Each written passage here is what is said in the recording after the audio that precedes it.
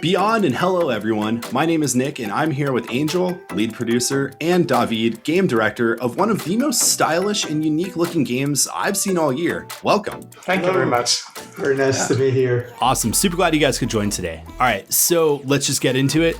For those who don't know, what is Denshattack? Denshattack in a nutshell is like a skateboarding game, very Tony Hawk style, but with Japanese trains, which is probably the surprising aspect of it. So you basically control this Japanese train and move through basically all of Japan to different levels, doing all sort of cool tricks with your train and meeting cool gangs. And I think that's mostly it. Yeah, when I first saw this, I was like, skateboarding and trains, I am sold.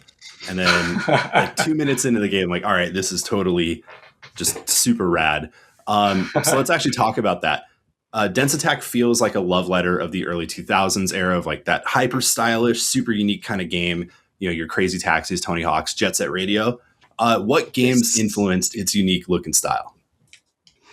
Well, you basically nailed it with the influence, as you said. So basically it has this Y2K spirit, very Sega coded, Dreamcast era coded, blue skies, very energetic feel, unique. We kind of wanted to bring back that magic, that arcade magic that we had back then, with a very immediate in-your-face style that basically brought joy out of the screen, right? Made it really pop up. So yeah, those were basically our influences. Sega Racing arcade games, Jet Set Radio, of course, that left a huge impression, and also like kind of more modern iterations of those looks. We've seen, like, for example, we took a lot of references also in Hi-Fi Rush, which was incredibly amazing in terms of visuals, so also Bomb Rush Cyberpunk, and we kind of tried to get all these cool references and bring up the formula to these present-day standards on one hand, and on the other hand, with a little bit of course, our own touch, so that it feels unique still, if referencing older styles. Yeah, I would say you guys nailed that look, and also the feel. Like it, I love that it just kind of starts. Like it feels like that in the best way possible. That sort of like Dreamcast era game where I turn it on and we're just off to the races. And you know, it's you did a great job at that. It's super fun. Thank you. Thanks a lot. Yeah, that was one of the things that we really wanted to like jump into the controller and you're already doing incredible stuff. And even though throughout the game there's like lots of new stuff that you keep learning, those first minutes on the controller need to, I don't know, feel just like arcadey, intense, and leaving you with eager to play more. Yeah, it's super intuitive, in that in a minute I was like, all right, I get the fundamentals here, and I'm already like excited to see more and stuff. And so like that's super rad. Let's talk about the music. The music in the game is incredible. So can you tell me more about how that came together? It was a bit magic, to be honest. Like on our side, it felt that it wasn't, like, it couldn't be real, just the lineup that we got. So since the beginning, we knew that the soundtrack was very important. It always is in these sort of games, and I think when you are chasing this sort of how to say it, like this mode in which you are very much connected with the game and feeling everything like through the gamepad, through the screen, and also you have to feel it through your ears. So we knew that the soundtrack was really important. I think David, since the beginning, T-Lopes was the name that we wanted for this as the main composer. Since day one, there was this great connection with him. We were very much aligned in what in how we envisioned the game sounding. And that was the start, and then of course the lineup of other composers. So we have Andrew Wan and Sean Bialo as also very great artists working on a lot of songs. But then we have some nice collabs, like, I don't know, Alice Peralta, who has voiced Marina in Splatoon 2. We also have I don't know, David, I think we got people from basically all the games that were references to us. So like Persona 5, Sonic, even Touch Radio with Richard Jacks. Like we always try to go back to those.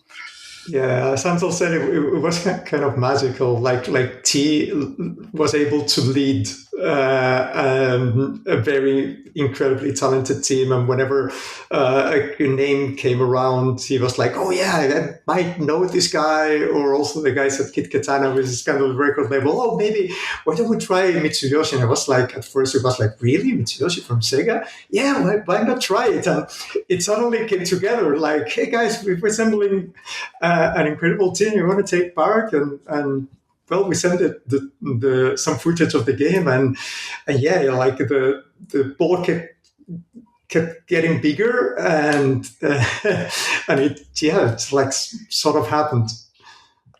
Yeah, I that's one thing that really stuck out to me. Like, obviously, there's so much in this game that just in the first minute you're like, whoa, but it was the music. It didn't feel like it was like this homage to that era of game. It really felt like this was plucked out of 2000, brought now, and then it's like the soundtrack is just perfect, and it just kind of moves everything along in such a great way. So awesome job on that one. That really stuck out to me. Was there a specific moment in your life that kind of helped you want to make this game, because it's so different from anything else that I've seen? I think it was kind of a long time coming for a few of us. Like both Angel, myself, and other members of the team used to skate a lot, and that leaves an impact. We also played a lot of skate-based games. Like Tony Hawk was incredible for its moment. Was like super groundbreaking. We sunk a lot of hours then, and we also used to backpack throughout Japan with the Japan Brave Pass for quite a few occasions, like north to south, south to north, and taking like all the local lines and enjoying like all the incredible intricate network of Japanese trains, which is kind of magical also, and yeah, this idea just like came together and kind of fused two very important things for us, like the feeling of skating, etc., with the feeling of exploration and appreciation for trains. So when the idea came, it was like it came all together. It's like, oh, it's the train making skate tricks. But of course, it's throughout Japan, going from south to north, exploring, meeting cool people. So yeah, it kind of reflects past experiences of us. That's awesome. So we got a lot of devs that listen and watch Beyond. So the next question is a bit more development heavy. What was the trickiest hurdle to overcoming during development? And then are there any like fun bugs or just crazy things that occurred during development that you're like, we got to put this in the game? Oh man, there have been some tricky mechanics and fun bugs. I think the main challenge was how we make this game as fast as we think it needs to be to put you in the zone and make you feel like you are the best Denshattacker in the world, while at the same time not being like too overwhelming on the gamepad and on the visuals. That's also why David mentioned that this concept of trains and Japan and tricks came all together. Also, the visual style came with it, like this idea of having cel-shaded, not too high poly version of Japan, so you don't have like too much noise on the image, because if you've played the game, you know how fast it is. You really need to take some decisions real fast. So I think that was a challenge, also building these very long levels that you move through incredibly fast without things breaking. Mm-hmm.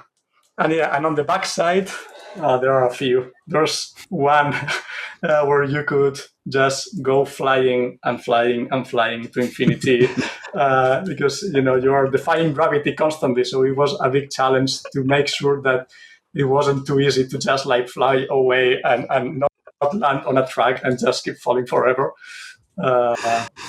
So yeah. Yeah, that has been a recurrent one. Also scale, right? And so since you move so fast, levels started becoming like so huge that we had like an immense amount of geometry that you would basically fly through it in a couple of minutes, and it was insane, like the scale in the end. So we had like to make a lot of optimization passes like throughout the development, especially towards the end. I was thinking, I almost forgot because it was so long ago when we started this, but it's funny that the train inside the engine is actually 20 centimeters tall, because when we started with a regular size train, we got to the limit of Unreal in terms of like the number of units you were moving. So we had to basically scale everything down. So I think in reality, like in Unreal measurements, maybe one level is only like 100 meters, even if it should be like kilometers, you know? Yeah, I was wondering that while playing that. I'm like, how big are these maps? Like, if I just got a bird's eye view, it must be ginormous. So it's pretty fun. Pretty big. So speaking of going fast, doing a ton of tricks, going super fast this game, what mechanic do you feel is most important to master? For me, I think manually. Like there's of course like a heavy combo aspect in the game, especially if you want to push your scores. So like if you really want to make some numbers, you need to master manually. Means like when you're landing, you press up or down, or even some diagonals, so that you manual, and then you start building combo. You do a lot of tricks in the air, you land, there's kind of a risk versus benefit that you need to put a lot of tricks in the air, but still get a clean landing so that you max out your points. And once you start kind of getting into that, you really get the juice of the scores. So if you really want to get like high scores, like manualing, I think it's basic to get your scores up. What do you think, Angela? Yeah, I agree. I also think that's the moment when the game kind of unlocks itself and you start like seeing the whole potential of the combo system. Internally, we also, I think since day one, we were aware that this game was like this unique and kind of crazy concept, and we didn't want it to feel like a gimmick, So, so it's just like a skate game, but with a train. So we kind of pushed ourselves into adding new stuff. So we always try to keep the surprises coming. Its world kind of adds its own mechanics. I think my surprise to some players how late in the game the tutorial for double drifting arrives, which was one of the things that many people asked. You can do it earlier, but it's not teach to you until later in the game. And that's because we had like so many ideas that we wanted to push into the game, and I think it's pretty fun also, I think, to come back to some of the first levels of the game once you've completed the game and you have like all this knowledge, and you sometimes see the levels in a new with a new layer, So now there's so much I can do that I wasn't aware of when I started with the game, and I think that's pretty fun. That's one thing I love about especially like skate games, is going back to older levels and then going, all right, well, now I've kind of mastered the mechanics and I can do so much more than I could a couple hours ago. Let's explore and have more fun. So it's super cool that you can do that here. Yeah, like that's 100% something we were chasing. Yeah, like we know that replayability in these games is a must. So yeah, we took that into account when we redesigned, kind of iterated each level. That is so like Dreamcast era, early PS2, like ethos there. I love that. Okay, so without getting into too many spoilers here, is there a level that you and the team are super proud of and you're really excited to see everyone play? Oh, there are a few. I guess, David, we cannot spoil some of the boss fights, which might be the most exciting ones. I think talking about stuff that we've spoiled in the previous trailer, like in the release date announcement, there was a kaiju kind of Godzilla monster chasing you. He makes a few appearances here and there. I think those are very, very exciting when they come around. As Angel said, there are a few boss fights which haven't been revealed later in the game that I think that will surprise people. And for me, at least, I think the 3-4 last levels of the game, I think it shows that we had been designing levels for a long time, and we really put a lot of effort into those, like into bringing a climax to the story that was up to everything and kept surprising you up until the the very, very, very end of the game, even if you've like unlocked all the mechanics, etc. And yeah, I think those are really good. Awesome. Yeah, I agree. Yeah, I also think they convey really good this sense of accomplishment. I remember when we were designing those last, I would say, 3 levels, which are very intense in terms of mechanics. They are a bit lengthier than regular levels, and it's funny because when we were testing those internally, everyone was, it was a challenge compared to some of the other levels, but everyone was like, but don't change anything. Like, I like it's a bit more difficult. I like it's a bit more challenging because it makes you feel like, the story is ending and that you are ending on a high note. So yeah, those are really cool. I do like the challenge in this game. Like, even the tutorial, you could fail a lot, and it's very good at kind of guiding you, like, this is how you're supposed to play the game. And then once you get it, it does feel really good. And so I do appreciate that it isn't just one of those games that I can just kind of like brute force my way through it. I have to actually learn the mechanics and understand it, and then I have more fun with it. All right. What are you hoping players obsess with over this game? I was going to say, like, when we released the demo, we could not stop watching people try to break the records on the treat parks, and it was mesmerizing. It was like, oh, you could do that. So there are a lot of things that, of course, you put it there so that they can do stuff, and they did all in like the first couple of days, and then as the days went on, you saw how they were like breaking stuff or breaking design or using stuff in a way that you hadn't imagined that it could. And yeah, I kind of like loved that aspect of like very gameplay centered. Also, we haven't, I think, we've introduced kind of the storyline. We've introduced a few of the characters, also the boss characters, but we kind of haven't spoiled a lot of the story because we want people to really come into it with fresh pair of eyes and ears. And I really hope we put a lot of effort into making the characters charismatic, fresh, really cool, and with solid stories and relationships between them. So yeah, I really want to the people kind of feel attached to them. Speaking of the story and the characters, what is the biggest, like, obviously it's very anime looking. What are like some animes or other games that really inspired those characters in the story? I think in terms of games, the Persona series has been like, one of the big inspirations, not only in character design, but also in overall like visual design, the UIs, the way Persona plays with colors is amazing, and it has so much style. And it's not, I also think it's not obvious. It's like, I think it has created this new visual language that wasn't there before the Persona series, and it has been a huge inspiration for us. And then in terms of anime, like, so many. I remember JoJo's, even in terms of characters, like having this idea of the game getting crazier and crazier, and these characters that have their own, let's say, toys as bosses. I think that took a lot from JoJo. Also a lot of I can't remember the name, the bit.